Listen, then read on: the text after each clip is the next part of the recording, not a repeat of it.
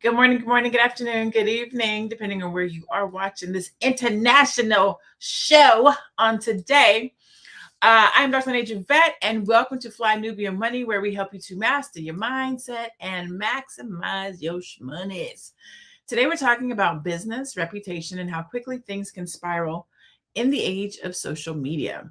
A Detroit hairstylist is making headlines after allegedly threatening a client over a $10 dispute, according to reports. Allegedly. The stylist allegedly threatened the client with an assault rifle, saying that she would kill her over the money. What started as a small payment disagreement quickly turned into a situation that could potentially damage a business and reputation overnight. For entrepreneurs, especially service providers, moments like this raise an important question. How do you protect your business, set clear pricing boundaries, and handle conflict professionally when money is involved? Because sometimes it's not the amount of money that causes the biggest damage, it's the reaction. So let's talk about that on today. I have some of the best queens in the world to join me. I have Aisha, financial expert, Miss Black Hollywood, doer of all things, executive producer extraordinaire. I have Nomalanga coming and going. She is marriage, motherhood, and money making. And we may or may not see her a little bit later, but for right now, this is who we have. And we have you in the chat. Welcome, family. Welcome, family. Thank you for being here with us every day, all of the times. We love you and appreciate you. That said, who's pulling out a rifle on a client for $10? Anybody? No? 100? Absolutely nobody. Like what's the dollar amount? What dollar amount would cause you to pull out a rifle? There is no dollar amount to make me get aggressive. Let's just say get aggressive. Handle conflict. Like, you ain't paying me my money. It's about to be some problem. I'm about to move some chairs. Nothing. Okay. No. So if a client, we don't have all the full story, so we're gonna watch the video in a second. But let me just get a quick round robin. If a client or someone owed you money and they were refusing to pay, how would you handle it? And a quick answer so we can get to the video. So quickly, if somebody owed you money, Aisha, a customer, a client, right? How would you try to resolve it? I'll try to resolve it by at least reaching out and telling them how important it is that I get my money back and what it means, because, they got a service or product and I paid for it and I would like to get my money back. Really, I'll just keep reminding them. That's what I want to do. Just keep telling them over and over again until hopefully they'll get tired of me and just pay. Okay. So it's not your money back. It's you. It's they owe you money. They owe me. Okay. Yeah, yes. It's okay. Okay. So something else. I'll just keep reminding them until they give it back to me. Tiara, if somebody owed you money, how would you get it back? I'm just putting the invoice on automation. It's just gonna keep coming to them. I'm not even getting on the phone and asking for it back. I'm just gonna put that on automation and go about my life. Like, fill the invoices, fill it. Okay. Nomalanga, how would you go about somebody owes you some money? Actually, funny enough, tomorrow I have to attend to something like this, and my first step is to ask my personal assistant to reach out and see if the person wants to do a different payment plan, maybe like one that's stretched out a little bit more. Then the second step is going to be a letter of demand from a legal team member, and then the third is court. Okay. But these are bigger amounts. It's not $10. Yeah, how much is it? How much is it? How much are you talking about? So for $10, for $15,000. For $15,000, yeah, we send 15,000. Oh, yeah, it's a lot of money. So you don't just $10. I'm letting $10 go. I'm probably letting anything under $100 go. I'm not stressing over it. I have a client right now who owes me $500, and she's owed me $500 for a year. I have followed up with her multiple times. And then finally, she said to me, Dr. LaNée, you've only talked to me or followed up with me about this payment. You have not reached out to me for anything else other than the money. So I said, you know what? You're right. How are you? How are you doing? This and other, blah, blah, blah, blah. So when do you think you'll have my money? Right. And she still hasn't given me a date, and we're coming up on 2 years. At this point, I'm about to write it off and just say, you know what? I wish you well. I hope you do well. This and the other. I think it gets to a place where you go around in circles with somebody for enough time, and then after a while, you release it. I was talking to my taxer the other day. She was like, "Girl, I wrote off $20,000 last year in invoices of people who didn't pay because she had been carrying them for year to year to year. So it inflates the money that you look like you're supposed to have." And she finally like just wrote it off. And she was like, "No, I need myself to look balanced." So I think you go after for as long as you can, or until you get to a place. And these, so like Norma was saying, one client, 15,000, I get it. But these are like multiple clients, maybe 1,500 here, 1,000 there, 2,100 there, like the small. So you're not really spending a lawyer to go after 7 different people. If it was one person, maybe.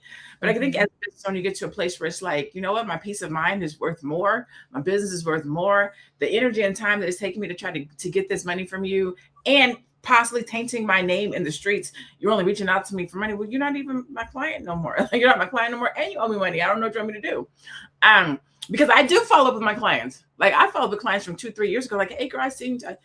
If we go together, we go together. I still hit my clients in text message and or social media. Like, I saw your post today. I saw this today. Hey, I would have did this differently. And these are clients from like 3 years ago. They don't pay me money. But I think that it matters how you leave somebody. Let's look at this video and see what's going on here. And then we'll come back and keep saw an ad for a discount at this hairdresser's house. So she decided to take advantage of that discount. She booked an appointment for her and her daughter to get their hair done.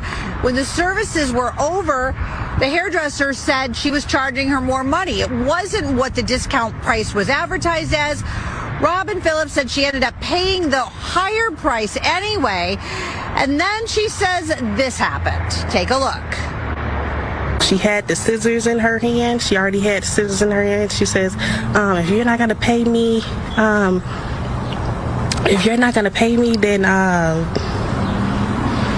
I'm gonna cut your daughter's hair. She just kept waving the scissors around like this. And I was just like, just basically trying to calm her down, like, please do not do that. So she runs upstairs and she grabs an AR. So I didn't know that's what she was going up there to grab. So she went upstairs to grab the AR. She's like, you're not leaving out of here until you run me my money. So I did just that, and she's still going on and on about it. I want more money. So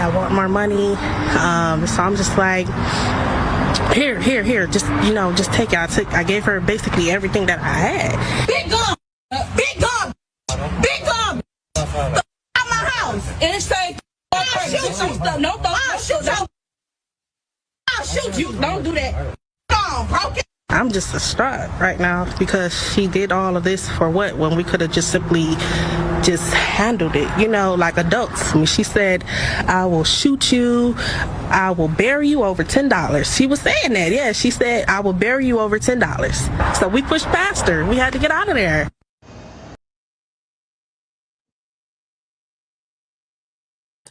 In that situation, I'm giving you the $10 and I'm pushing on. Like, here's your $10, let's move. I'm not losing my life over $10. Now, let's talk about it from the customer, then let's talk about it from the business person. Now, as a customer, I can't understand if she went to her house or if the client went to the braider's house or if the braider went to the client's house. It sounded like the client went to the braider's house. Yeah. I'm real particular about going to people's houses to get my hair done. I am what do they call it? A person of habit, like a creature of habit. I've been going to get my hair done at the same lady's house who is way too far and costs way too much just because I'm used to her. I've been looking for a new braider and I'm just eerie, right? I'll be inconvenienced myself. That's why I'm telling people about prices. I will inconvenience myself to drive 45 minutes out of my way and pay more for convenience. So as the client, Aisha, we'll start with you. You find yourself at somebody's house getting your hair done, because maybe I don't know if you get braids or not, but let's say you find yourself in someone's home getting your hair done, and they're holding you up at gunpoint for $10. We're going to use the exact same scenario. What do? I would just pay up. If I have the money, I'll just give her money and be out of there as quickly as possible. If somebody can go to that extent, because of $10, knowing what the value of $10 is. If I have it, I will just give her, walk away, and be done with it. I'm not even going to look back. I'm out of here. Okay. Miss Noma, what would you do? Yeah, I mean, I think at this stage in my life, I really value peace. So I would just, give the $10 Okay. and get out of there. Tiara? Yeah, I'm giving her the money, but it didn't even seem like that was when she was yelling and screaming. It didn't even seem like it was about the money. It just seemed like she was so elevated and taken out of herself or for whatever, like very mentally unstable. So I think the whole thing would be to get out of the house. Like the lady said, I had to push through and just get out of there because even after she gave her the money, she was still yelling and screaming and cussing about burying her over money and all of that. Like I would just, my whole thing, I would feel like, first of all, she's holding me hostage because why are you going upstairs to get a gun? Like just that whole thing, like her running upstairs, it's time for me to go. Like what is happening here, right? So I just think it just felt like it wasn't about that for real. Yeah, it was was way going over. C. White, Cheryl said high level robbery. Maybe the stylist was robbed before because the kid. I mean, so now we'll switch to the stylist perspective. So to have a lot of times as the customer, we're going into someone's home, right? Once every 3 months or however often you get your hair done. But as a stylist, you're letting somebody into your home every single day. You don't know this person, especially if somebody's referred to you. So you probably have to stay vigilant at all times, which is probably why she had a gun. If she was robbed before, or people have played in her face before, maybe, she had to be resilient. And so maybe she jumps off a little bit too quick, too soon, too fast. Which could cause that type of reaction, right? I've been a licensed stylist. I do hair. I got my license. I'm a licensed cosmetologist. But I worked in a salon. I never let people come to my house. But I did go to some of my clients' house. I would go into their homes and do their hair. And it is, if it's your first time going into somebody's space to do their hair, it is a little bit unsettling. You don't know this person. You don't know if they're going to rob you. You don't know if they're going to hurt you. You're in somebody else's domain. I can't even imagine what it would be like to have somebody come into your house. So let's switch to the customer, to the client, to the hairstylist. If you allowed someone into your home to provide a service, hair, business, storytelling, making money, I make it applicable to what everyone does, right? Insurance, whatever the case might be. And you allow someone to come into your home and you expect that they're going to pay you what they're supposed to pay you. And it's short, right? And you can, and let's go $50 short, right? You've done the service, you've provided the service.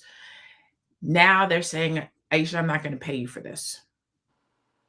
Okay. What do you do in your own home to resolve this problem? Do you let them leave? Do you not let them leave? What do you do? They're in your home. Yeah. You know what? I think depending on who the person is, I probably let them leave and tell them and have a game plan. But if they say they're not going to pay me at all, I'll just say, well, you know what? Okay. Because in my own head, the way I am, I'm not going to fight over that. I'll just say, you know what? Next time you won't be my client. In my mind, you probably won't be my client any longer. But if you actually deliberately don't want to pay me, I'll just say, well, okay, well, thanks for being here. I will, see you next time. In my mind, well, there's not going to be another next time. Because the thing about braiding is nobody collects the money up front. So the service is done. 5 hours, 6 hours, 7, whatever it is, the service is done, right? So Nomalanga, you've provided this service. You've stood, you've braided, whatever it is. Maybe for you, you've saved them money. You wrote them a money plan, and you've documented everything. You showed them the P's and the Q's. Like, it's done. You did what you're supposed to do. Pay me my money. No, I ain't gonna pay you your money. What do you do, Elma? I think, again, it depends on the amount of money. I personally wouldn't have people in our home, no matter what service it is, unless it's like something major.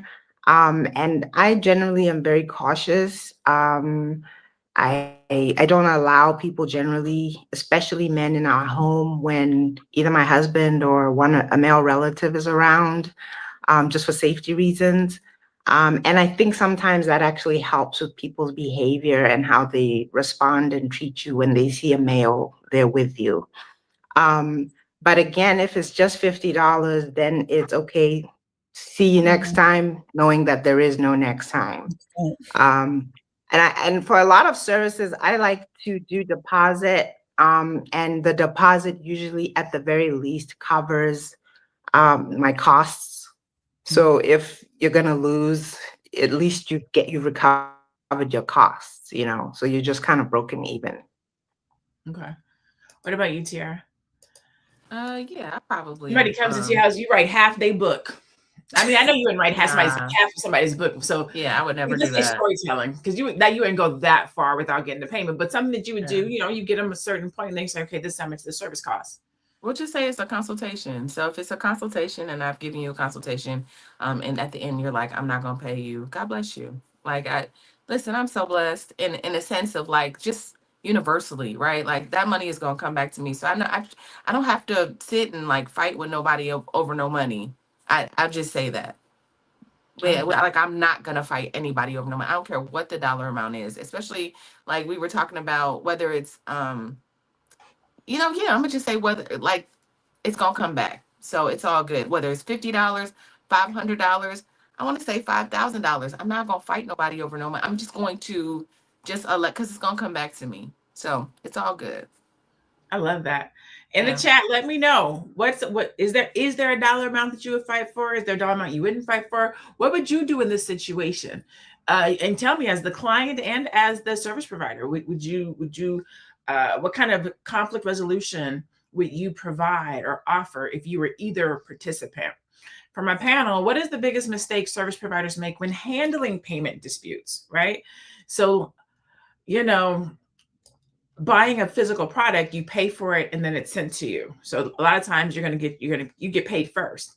And unfortunately, as service providers, a lot of times you do the service first and then you get paid, depending on what it is, whether you go to your psychologist or your doctor, or you go to the gym. Like I guess it kind of depends, because for what I do, you got to pay me first, right? You pay at the first of the month, or you pay beginning of your service. I don't really have anything that I do where, some things like websites and stuff like that, but it's still a deposit. You got to put something down, good faith, to show that this is what you're going to do. And then before we hand it over to you, you give us our second payment. We are both agreeing that the service is good. And then I hand you whatever the product is that you paid for. But so Aisha, what do you think is one of the biggest mistakes that service providers make when handling payment disputes? I think it depends on the kind of business that you're running, and also the amount that you're getting back, right? So it just depends. But I believe that if you have high ticketed items, perhaps have payment first and then balance at completion of service or delivery, right? But if you don't have that, then you might run into where maybe you provide the service or product and the person doesn't, pay you, and you have to deal with the after effect of it. So the best thing to me is just clarify in the payment plan. Half is required before we start, and then 30% maybe when we are almost done, maybe 75%, and then the balance at the end, so that then you're paying us because we've finished the work or we've delivered on our promise. And at the end of the day, though, it's about good faith. It's somebody that you don't know how people are, how their minds are, if they're going to really pay you or not. But I think a payment plan is the great idea based on how much you're collecting, and pay as you go. And then at the end, collect your entire money. Otherwise, it's hard, really, because people will do whatever they want at the end of the day if you don't have things in place like this. We can't hear you. Sorry about that. I want to get everybody else's take on that question, but we'll go to the next video, and then I want to ask you guys all kind of, what do you think? I'll switch it up a little bit. Like, what do you think someone can do? No, I want to stay with the mistakes, because I think that that's more helpful, because I think more people are making mistakes with regards to how they're collecting their money as service providers. But let's watch this next video, and then we'll finish that line of questioning. Okay. As this loads, I feel like that agreements, but it's just a matter of just being diplomatic about it, not losing your calm, and just being respectful and understanding that, there's always a bigger vision. So even if you have disagreements, this is about communication, conflict resolution. So, there's definitely things that, everybody doesn't always see eye to eye on, but, conflict resolution is something that is extremely important, and just figuring out how to come on a middle ground where it can have some level of understanding, that's extremely important, because it's like, if you're trying to have an argument, nobody's going to win. Even the person wins actually ends up losing, because the other person just has resentment and is embarrassed. So it's never good in business to try to be a dictator. You got to be a diplomat. So, we just try to just talk things out, take a diplomatic approach, keep a level head. And, usually it's a middle ground. You might not get everything that you want, but, you have some level of compromise. Okay, I like that. I think that works. Nomalanga, what do you think? What is one of the biggest mistakes that you think service providers make when handling payment disputes? Because it's a natural part of business. Somebody's not going to pay you. I think it has to do. Yeah. The mistake that I realized, and this was when I was doing more like public speaking in terms of traveling to go speak or whatever. And I also learned it on the other end where I was negotiating speaking fees and dates and what have you for somebody else. And that's the key thing, is don't do it for yourself. If you can, just outsource that part so that you're not really involved. And again, when it's very small money, you're the only person, which a lot of us start off our businesses as, a solopreneur, you're the only person there or whatever, but you really can get somebody to do that part for you. I don't negotiate my fees and prices and things at all directly. I have somebody do that for me. I don't collect payments directly. I have somebody else do that for me. And it removes all that emotion and drama and what have you. And if you actually have somebody who collects for you, for some reason, people respect a system as opposed to directly with a person where they can kind of go back and forth with you like it's too much or it wasn't this or that. If they have a system and they feel like, okay, she provides the service, but this person collects the money, and maybe sometimes collect it before you even go in, and they say, well, I'm sorry, if you're not paying, then you're not seeing her or you're not getting whatever it is. So the mistake that, and I think it's because of, as business owners, especially when it's a small business, you assume that you can't afford. But I do a lot of outsourcing, like I said, and it's usually with independent contractors. And sometimes it's a one-time fee for like, okay, we got something big going. Can you do the payments or can you do the negotiations or whatever it is? And then you negotiate a price for them to give you that service, and they're not necessarily on your payroll all the time. And I find that that's something that I had to learn along the way doing business. I think you're right. A lot of times I think people definitely are counting the money in your own pocket, right? They see you and they're like, oh, you're not worried about it. It's not going to stress you out to miss this $10 or $50 or $100. I don't care if I got $1 million in the bank. I want the $7 that you owe me. However, you don't got it. I'm not going to stress myself out. But don't count my money and assume that just because I got it, that I don't want what you owe me.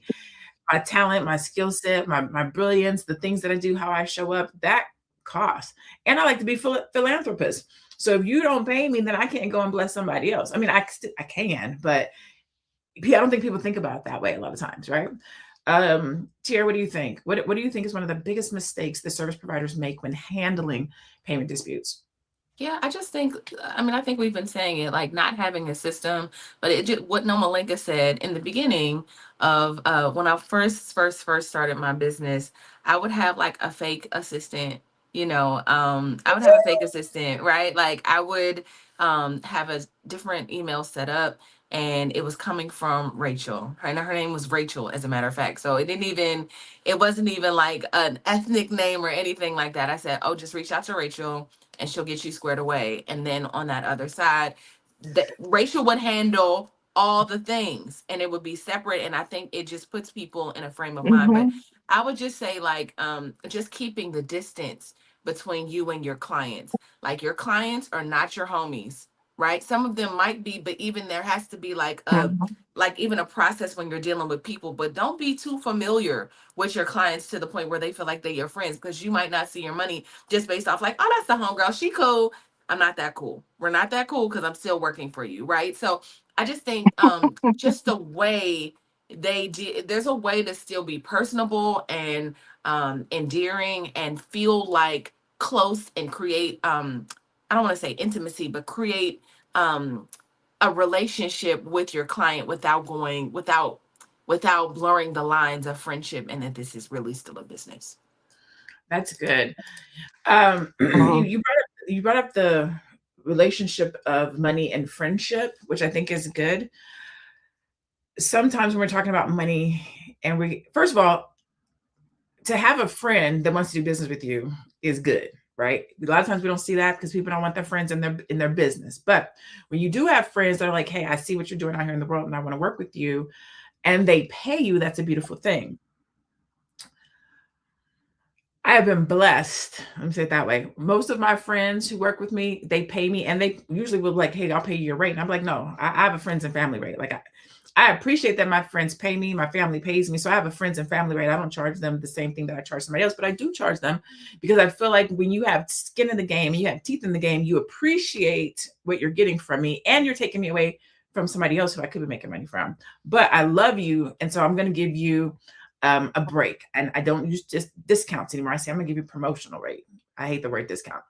So should we have these types of strict payment policies, right? Should business owners have stricter payment policies? And I'm not just talking about for friends and family, but just in general, a deposit, a no-show fee, a return payment fee, you made me get out of bed for nothing and sit down, put my face on and you didn't show up fee. Should there be, I'm not going to make up, say what it should be. What I will ask is, should small business owners have stricter payment policies? Aisha, we'll start with you. We should have that, because then it clears what the expectations are. And then you also know what to expect from the person that's giving you providing the service for you. So we'll say maybe there's a no-show fee if you don't call 24 hours before to cancel, or if you don't, or I'll give you, like example you made, I'll give you a special rate because you're coming earlier, or you're giving me whatever it is, this exchange where it's fair for the person that is been providing the service and the one that is receiving the service. So that way everybody's happy at the end. I think, yes, clear boundaries, and I won't say they're strict, it's just more providing healthy boundaries of what you're providing, the service you're providing, and the person you're also serving. And also the person providing the service should be there on time, because sometimes it's the other way around, where the person giving the service feels that they're too important, then they don't show up, and then you're waiting for them, and you're thinking, okay, I came. And so I think that healthy respect for each other and the boundaries and should be clear from the beginning, so there's no surprises. Okay, so I'm gonna switch it up a little bit for you, Noma. Oh dang, I forgot what I was about to say. Should small business owners have strict payment policies? But I was going to ask it to you in a different way, and I can't think of what it was. Oh, I know what it was. So I think that some of the reasons why people get nervous when we start talking about payment policies is you want this business, right? So let's say it's a customer or a client of yours who normally does what they're supposed to do, right? And so if they miss one or they don't show one time, you probably give them a pass. But this is somebody who's doing business with you on a regular basis, and so they do no show. I think people get scared to be like, it's going to cost you, because they don't want the customer to leave. They don't want the client to go someplace else. And so someone may have these stricter payment policies, but they might not respect them because they're afraid of losing customers, clients, or business. What would you say or do in that situation? My answer is kind of like the same as how I answered the last question. You kind of have to remove yourself from these things. If it's my assistant telling you that. All right, is she frozen for you guys? Yeah, she's frozen for us. You do know we have a. Okay. Oh, but she was still talking. Oh. Okay. Okay. All right. Okay. I will go ahead. Okay. Well, I'll answer the question. Well, I think when I first got started, I was afraid. So maybe I'll put it on me. When I first got started, and I don't know. Here we go. Okay, you were frozen, Nomalanga. You took me into the backstage. I did, because you were frozen, and so and Can you hear me? Go ahead. Yep. We can hear you now. Oh, okay. Oh, okay. Sorry, but my Wi-Fi is kind of spotty, but I've changed Wi-Fi. I was saying that it's very important to always remove yourself from that whole negotiation payment, because again, it just gets tricky. Your emotions are in there and all of that. And it's just so much more professional when somebody else handles all of that and you just get to be, let's say it's, I like to go with speaking engagements. You just get to show up and speak, right? You don't have to worry about all the other stuff, right?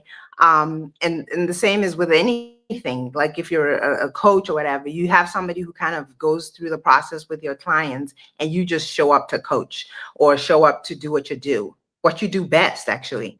And it removes all that icky stuff of, is it a discount? And you can tell your friends and family, like, there's a discount, but again, talk to my assistant, even the assistant is Rachel,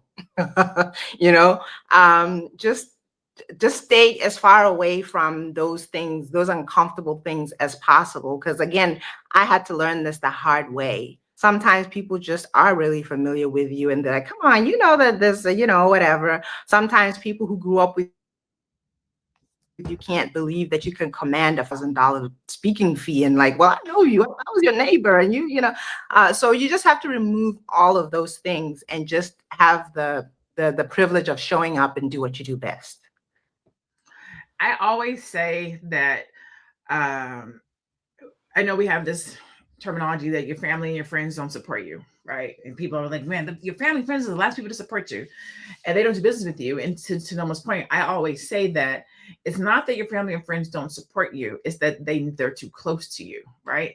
They know everything about you. They know what your baby daddy doing, what your baby mama doing. They know what your grades in high school. They know how many jobs you had, if you quit, if you got fired. They know this your third thing. They know you left college. They just know too much about you, so that when you start a business or you start a thing or you start braiding or whatever it is that you do, they think it might be a hustle. And so they're just kind of like, this is just another thing, until they see other people start supporting you, until they see you start making money. And then they'd be like, what's that thing you do? What's that little business you have? And then they will support you. But then can I get a discount? Can I get a hookup? So when somebody sees your gift and your brilliance and they support you and they're willing to pay for it full price, that's a beautiful thing, because then they too can see that brilliance and you know what you do. Tiara, do you want to add anything to the stricter payment policies? I did have a thought. Stricter payment policies, absolutely. But there was something else I was gonna say. It'll come back to me. It'll come back to me. I was just listening. You guys are y'all cooking today, but there was something else I wanted to add, but y'all were talking, so it's all good. Okay, so I'll ask this: when should a business owner walk away from a client? Right? When should a business owner walk away from a client? I fire clients. And I do that for both of ours benefit. I will let a client go if I don't feel like I'm serving them well. I will let a client go if I feel like it's not a good fit. I will let a client go if I feel like they are not getting the money that they paid worth. Like if I'm coaching and they're not seeing results, or they're not being active, and they're not doing what they're supposed to do, I will say, I don't think that this is a good fit. I am a results junkie. I like to see you win. I want you to win. Like, you have to win. That's what makes me excited to do what I do. And if you're not winning, then I'm taking your money for no reason, right? And I think that sometimes entrepreneurs, business owners, people who have business feel like, I need your money, so I have to keep you coming. You can treat me anyway. You can pay my invoice late, whatever the case might be, because I need the money, without really realizing that sometimes you have to let a customer or a client go so that you can make room for somebody else who can come in and want to pay you, right? You don't have to be fussing over $10, pulling guns out on people, because you can create your business in a way where you can attract the right kind of customers and clients to pay you. So when do you think a business owner should walk away from a client, Aisha? That happened to me where I had a client that I spent a lot of time going through all the concepts of whatever we're trying to do for him. And he will take my concept, go back and do other things, and then come back again. So I just thought it was a complete waste of my time. I said, look, I've been doing this for over 10 years. I didn't start doing this yesterday. So if you think you have a better idea, I told him, I say, you know what? I think you might have a better idea working with them, because I spent a lot of time explaining this concept from start to finish. You go back and come back, and we're talking about not a lot of money. It's not like you're talking about $500,000 or $1 million. So please, I said, maybe you should just spend time with them and let them take care of you. Literally, I had to let him go. And even though I felt so sad because I wanted to really help him, but he felt he knew more than me. And I said, well, you know what, my dear, be my guest, do what you need to do. And I let him go. So yeah, you gotta let him go. You can let him work you all up, because you're asking yourself, are you serious? Over and over again, I said, no. I respectfully explained to him, and I said, no, thank you, but I think you probably be best if you work with them. And that was it. You know what I noticed, and I just want to add something to that, is my higher ticket, the more the client pays for the service, the less Faster. they stress you out. Yeah, they just Right. get it So done. it's only when you like, I hate to say it, but it's like if it's $500 or less, they're asking for all the bells and whistles. It's All like, of but it. you didn't say you was, and can I please have this and that and Yeah. all of this? And it's like, man, listen, go about your business. Like, I don't want nobody to drive me crazy. But that's what I noticed. Like with my higher paying clients, like I just get to breathe. We work. It's effective, and that's that. So a lot of times I shoot for those clients because it's harder to I think the lesser they pay, the more they expect. And you know what's funny, if I can add to that real quick, that made me sad, because in our community, a lot of time they don't have that much money, and you're really trying to serve that community, right? And then they just drag you to the mud, and you're just like, you know what? No, just like what you just said, the clients that actually have a bigger account, fast, quick, doable, but they just drag your time, and then before you know it, you're like, I've been on the phone for over 2 hours, and trying to help you, and I'm tired. yeah, I'm tired. They This is say that tiring. I always say when I'm, but anyways, they say that when you're struggling with your clients or you feel like you have difficult clients, take your price up, because what we know is the higher the price point or the higher the product or service is, the clientele changes. And it's sad that that's the case, because the folks who really need the service are the folks who can't afford it. But when they get into the program or the product, then it's an issue, or they can't do it, or whatever the case might be. So it does suck that that's the case. Let's go to our next video, and then we'll keep this conversation going. So as I wait for this to come up, I would just say the answer to that is create things that still allow for you to bless people and that are part of the ministry. So to me, Fly Nubian Money is part of that. Anybody can come watch it for free. You can get filled up. You can get personality. You can get all the things. But that's that. Or you can come to Fly Nubian Money Club or whatever. Like sometimes you can come when we have things, like we offer things for free all the time to service people and help people. So I just wanted to say that, because you just have to find different tiers or different ways to service the people that you really want to. And then, and then you let your clients not drive you crazy. Your real, you let the clients not drive you crazy. Okay, so let's go here, because sometimes they say this all comes back to like Black business, right? This young lady went into a house. It's loading, y'all. This lady went into a house. The actual provider of the service was. Oh, your mic went out. Your mic went out, T. Professional.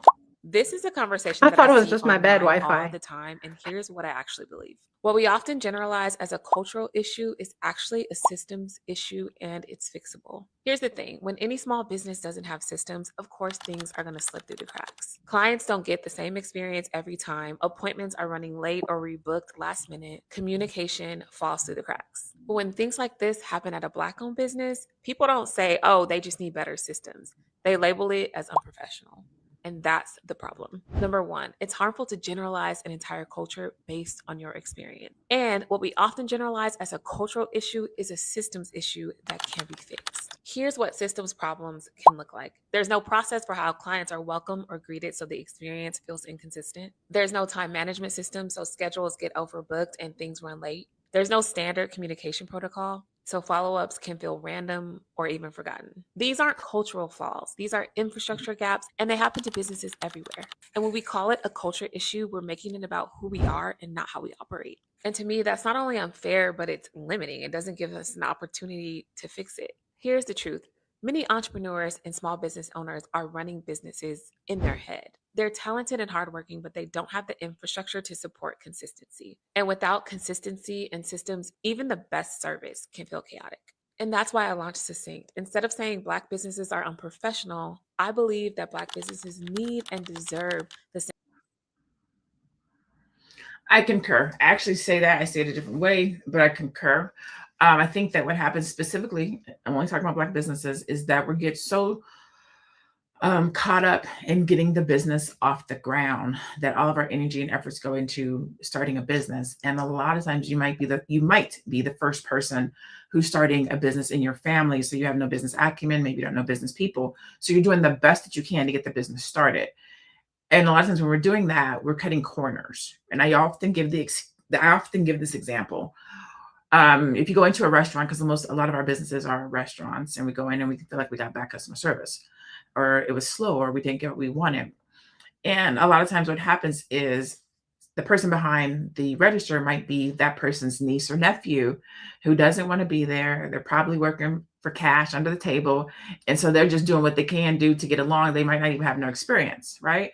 And so the business is getting a bad rep because the person's just starting out. They don't have a lot of money. They can't pay all the people because they got to pay the person to cook. They're doing all things. And so the restaurant will get, they don't know what they're doing. It's slow. The food's not great. Blah, blah, the customer service sucks. And what the person doesn't realize, because maybe they might not have any business acumen, or they might not know a business person, is that if you take $15, $17 and pay someone maybe 18 or over who needs money for college, or a mother that's over 30 who's a single mom and needs that job so that she can pay her bills, that person at $17, $18 is going to come and do a bang up job. They're going to make sure that your business is successful because they want to stay. They want to be on the team. That's going to make the customer service better. So it's going to cost you something, but the experience that you're going to give your customers as a business is going to far outpace and supersede that investment. If it's done right, your revenue should see an uptick, which will bring you the money to pay that person. The person's going to show up on time, so you don't have to worry about trying to cover. Like, I don't think a lot of times we think about the importance of the systems, of the process, and what it does for somebody on the other side. Because to what she's saying, if you think about it, a lot of what we hear about our businesses is customer service related. The bulk is customer service. And if it's not customer service, it's going to be price. But we know price is not necessarily something that we can do anything about because that's dictated on orders and bulk. But let's talk about customer service. Aisha, I'll start with you. Based on what she was talking about from a systems perspective, what do you think businesses can do, Black-owned businesses specifically, can do to help strengthen and better their systems around customer service? The great news is there's so many things out there now that we can tap into with AI. They give different ideas we can use to run our business smoothly, to create systems that fit specifically our business type. So I think that would be one way for them to, do. And then another one is just training the staff. If you have staff, you have to deal with staff, having, great training them on what your expectations when somebody walks in, and how soon should they be greeted and seated and attended to. These are the things that I did when I was in retail many years ago as a manager. Training staff is you've been trained that when a person walks in the door, they should be greeted immediately, and somebody should approach them immediately. So those systems, with the trainers, with all the systems to keep things consistent, so no matter who comes at whatever time, they receive that same treatment over and over again. But if you have a small business, AI can help you set things up where if it's maybe paperwork or receiving, sending out, it will automate it for you so that you can know what to do, so that way things don't fall in the cracks, like she said, and people feel, oh, I didn't get the service I needed, or nobody greeted me, and they were overbooked. Again, the AI can help us now, and then also training, retrain your staff so they can, help your business grow. The right people there will really make your business shine, and the wrong people will run it to the ground. That's for sure. I concur. I Mhm. concur. What about you, Noma? What do you think? I saw you shaking your head. Yeah, a big one is, like Aisha said, is training, because training creates consistency. I worked mostly when I was in the hospitality field, I worked mainly for Hilton hotels, and they had like this big manual where they tell you exactly what to do, so you don't have to guess. Like in your example where you said if you get somebody who really has a skin in the game or really wants the job, if they're not properly trained, they're still going to screw it up because they're not going to do the right things because they don't know what the right thing is. So the training piece is actually very important. I mean, I remember at Hilton, you had to specifically say, I think it was, thank you for calling Hilton, blah, blah, blah. My name is so-and-so. How may I help you? There's no variation. That's exactly how everybody answers globally the phone. And then when you finish, no matter what they say, everything is my pleasure. If they say, can I have water? It's my pleasure to give you the water. Can you check this for me? Everything was my pleasure. But the point I'm making is that there's so much consistency that can only come from training. And it doesn't matter how much somebody wants to do the right thing if they don't know what the right thing is because they haven't been trained. You're already going somewhere else. Then the other thing with our systems is you have to build a system where you pay based on access. Tiara kind of touched on this and says, well, you can watch this show for free. Yeah. So it's free because you're not really getting access to me one-on-one. I'm already here, and whether you come or not, I'm going to be here, right? Then if you want to get into my group coaching, that's another level. You're going to get access to me, but not by yourself. That costs more than whatever. There's even a level below that where I have pre-recorded courses at the Black Business School. You can ask me questions, but you don't get direct access to me. You can email me, you can inbox me, but you're not getting me right there and holding up my time. So your access is a very key component in every system that you build, and you have to price accordingly. The day that you get me and it's one-on-one, it's just me and you. I haven't even done that for a long time because I think I've put the price point so high that nobody actually asked me. And the truth is, I really don't want that because it's too time consuming. If somebody wants 2 hours of my time and then they start asking for it every day, I wouldn't be able to do all the other things that I need to do. So I put the price point so high that it's almost impossible to get me just one-on-one. And that's how you kind of create systems. Because I think we're talking about how a person can pay you $500 and keep you on the phone for 2 hours. That's not going to happen. First of all, there's somebody who answers the phones and who kind of fleshes out everything. You could keep her on the phone for 2 hours because she makes $15 an hour or $5 an hour or whatever. But the main person who they're trying to see or they're trying to get access to, you don't get that access until you've paid and you have some skin in the game. And we understand that this access costs a lot of money, so don't waste it. I love that. I love that. We're going to go to another video and then we will keep our conversation going. Someone who is behaving aggressively. Well, you don't. At least not at first. One of the things we had to recognize as hostage negotiators was when to try to resolve conflict versus when to de-escalate conflict. And one of the biggest mistakes I see people make is watching them try to wrestle with bears. It's an acronym that represents people who are belligerent, emotional, angry, aggressive, and revenge-seeking. Look, here's the truth. You can't resolve anything with someone who is being aggressive. When their emotions are high and their tensions are peaking, your priority isn't conflict resolution, it's conflict de-escalation and personal safety. At best, you can try to create space for things to calm down. I like to think about it like a storm. Like if the winds and the rain are raging outside, that's not the right time to start building a house. In the same way, trying to resolve conflict with an aggressive person is like stepping into a storm that could tear down any progress that you actually are trying to make. So what should you do instead? Well, like I said, focus on de-escalation and calming the storm. Remain calm, speak slowly, listen deeply. Don't mirror their aggression. Take control of your emotions so you don't get dragged into their negative energy. And you give that aggressive person space, time, and an opportunity to say their piece and calm down. And this works because when other people feel heard, their defenses are more likely to come down. Not guaranteed, but more likely. So once their storm settles, then you can come out and attempt to resolve conflict with them again. Yeah, the calming voice. He was very calm and considerate. I have a question for you. Let's do stats though before I get to the question. Over 50% of small, let me see, over 50% of small businesses say online reviews significantly impact their revenue and reputation. I read that backwards, but nearly 90% of consumers read reviews before deciding to use a business. Do you guys read reviews on the panel? I don't. My husband does, but I don't. Okay, yeah, I read reviews.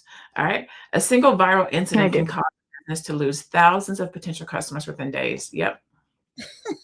Service-based businesses rely heavily on trust, referrals, and reputation to grow. Absolutely. Mhm. I ran my business on referrals for years. Now I'm trying to get back in front of my business because you can't, I mean, you shouldn't run your business on only referrals. But so could this situation have been resolved with better communication? Tiara is not here, but she basically said the owner of the company was aggressive. She robbed her client, basically, the hairstylist. She shook her down when she got there and then went and got a gun. So oftentimes as the business owner, it's our job to de-escalate, but she was the actual aggressor in this situation. So in this in particular situation, I don't know if that could have worked because she was the one who's being aggressive, holding her client hostage. But as business owners and entrepreneurs, could the situation have been resolved with better communication? Aisha, what do you think? Based on the video, the lady that actually was got her hair braided seemed to be calm. She wasn't aggressive. You can tell that she wasn't outrageous from the way she was talking. So I was surprised that the lady that provided the service was so angry at her. And yeah, for me, based on what she was experiencing, she did her best. She just said, you know, it's okay. We're gonna go here. That's what I would do, to try to calm the person down and say, you know what, we're going to leave. This is what we have for you, because you know that somebody that upset could do something that they will regret. So the key is just to be calm. Like, and she was. I mean, I thought she was calm. She just, let's calm down. Let's take things easy and try to resolve it. But the key is to calm the person that is more upset. Calm them down, and hopefully they'll be able to reason through their own emotions and allow you to live quietly or resolve the issue together. So that'll be the best way. Just calm them down if possible, or speak calmly like she was speaking calmly. So that'll be the best way. I think so too. I think that in that situation, I mean, I think that most times it's the client. I mean, it's the customer that has the issue. Like it's very rare that you see it this side. You know what I'm saying? And so I think that most all things can be handled by way of communication and people staying calm. I think that once it gets to an elevated place like this, at this point, everything is raging. It's fight or flight. But I think that the client did a good job in getting out. Noma, do you think we are seeing where a lot of videos are going viral based on negative or bad or extreme cases of business, shall we say, neglect, right? Somebody's doing something wrong in the business. And with social media now, you know, the wrong viral video can take you down. We could look at tenderism, the tenderism thing that just happened not long ago. Can social media destroy a business overnight? Like, does this girl get to go back and do, well, she probably arrested, I don't know, but if somebody does something crazy and it goes viral on social media, does this business get to come back? Or are we living in a place right now where social media can literally destroy your business overnight?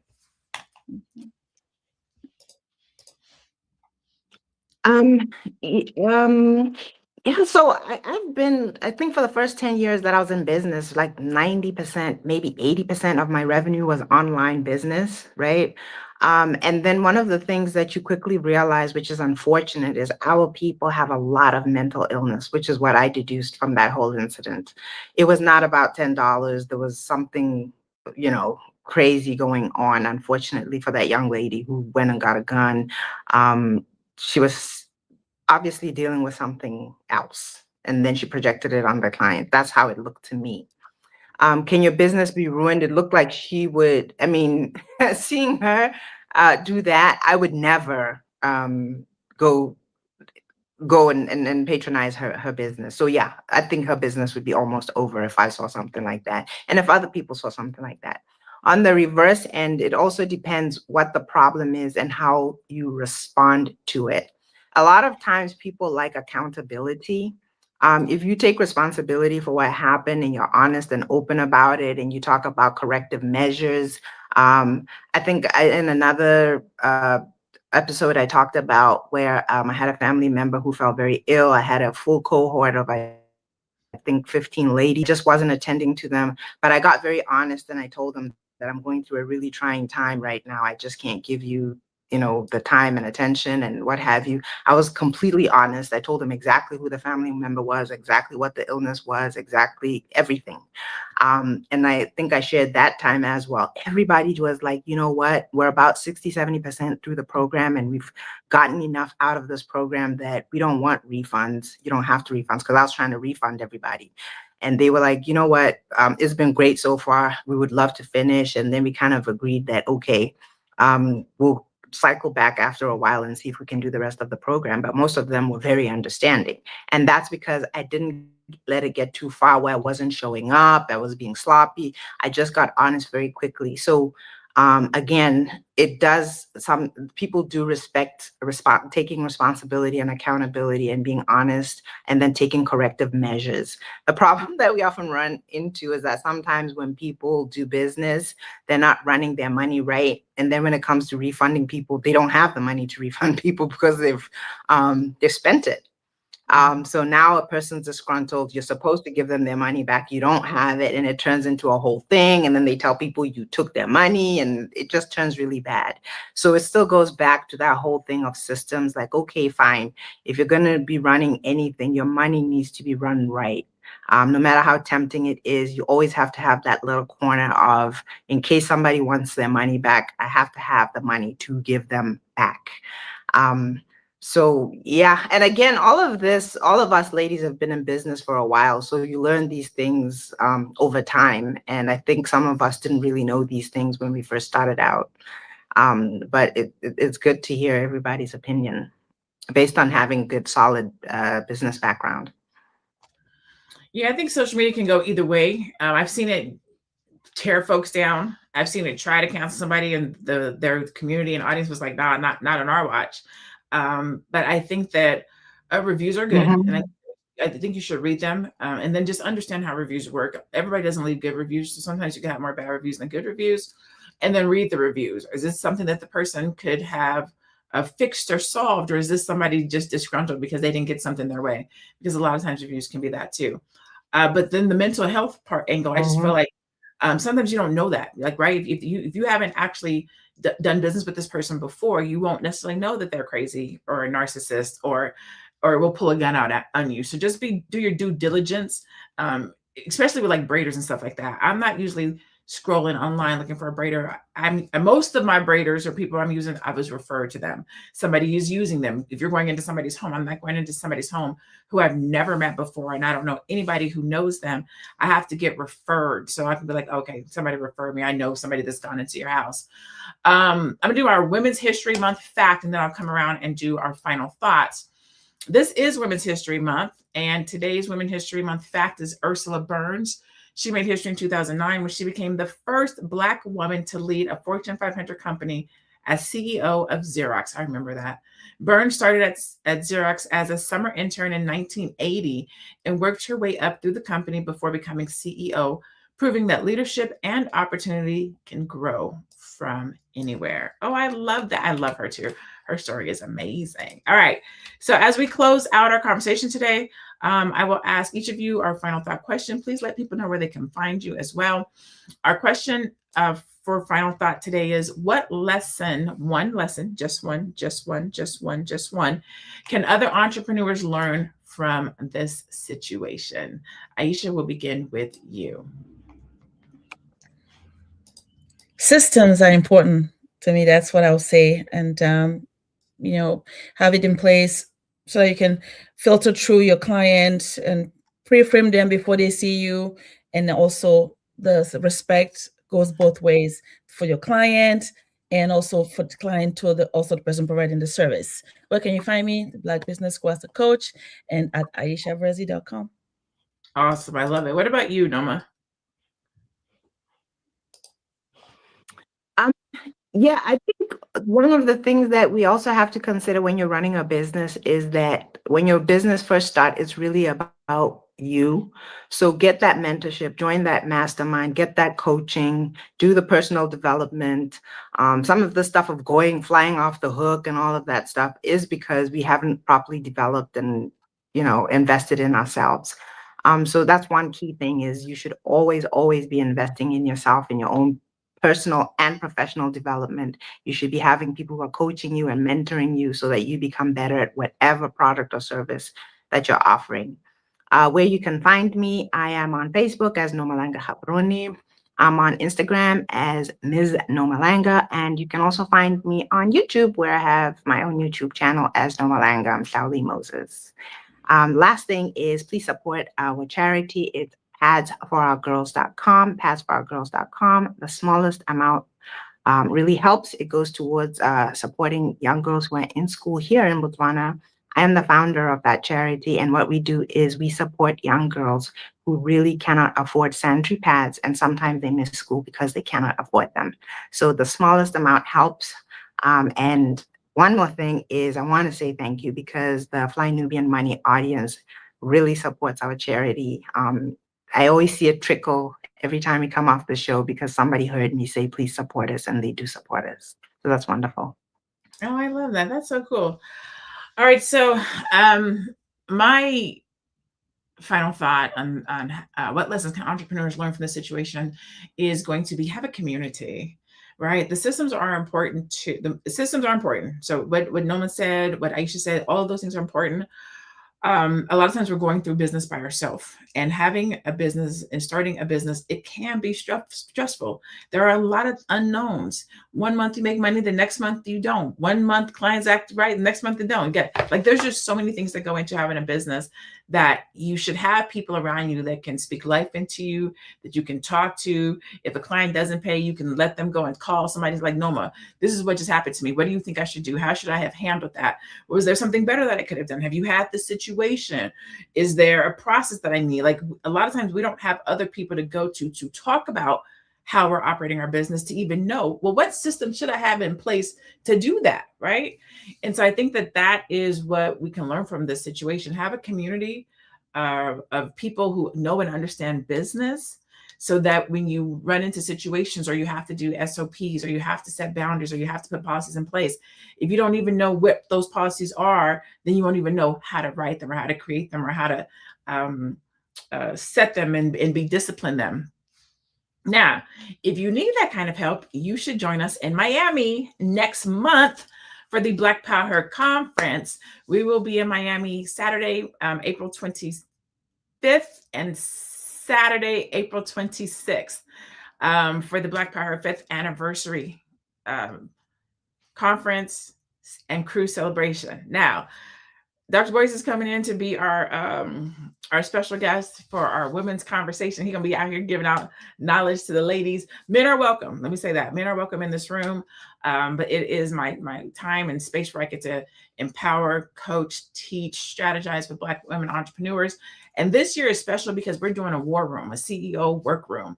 And we're about to get to the money. We want to make sure that wealth does not miss us in 2030. So if you need help in your business, you want to be in this room. It's a small room. It's an intimate room, 75 women, classroom style, laptops up, me, Constance, Tiara, Athena, walking the floor, helping you to build your 5-year plan for your business. So if you are interested, go to blackpower.com.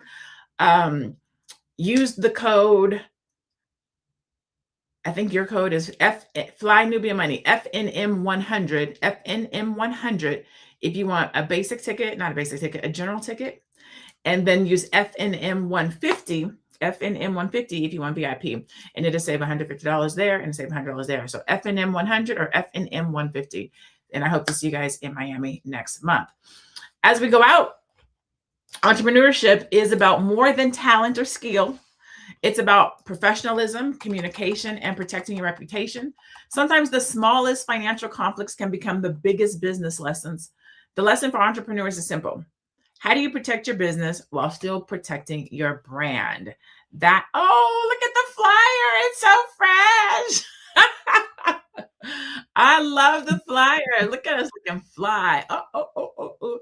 We're going to have a good time, yo. Make sure you guys, if you can get to Miami, it's going to be fun. If you think we're fun online, you got to see us in person. We act a plumb full. So anywho, yes, it's going to be a great time. And then we're getting on a cruise. We're getting on a cruise, about to be on the ocean. Black Girls Gone Wild, 2026 edition. And so anyways, thank you guys so much for tuning in on today. As always, we appreciate you. Thank you to Aisha. Thank you to Nomalanga. Thank you to Tierra. Thank you to you guys in the audience for tuning in every single day. We really appreciate you and we love you. We couldn't do this without you. Happy birthday, Nomalanga. Woo, woo, woo, woo, woo, woo. Happy birthday to you. Happy You should have been here saying happy birthday. Have a singer over here. Happy birthday. Thank you, ladies. Absolutely. As always, everybody go out and have a wonderful day. Continue to stay blessed, be black, and be one. We will see you tomorrow. Bye.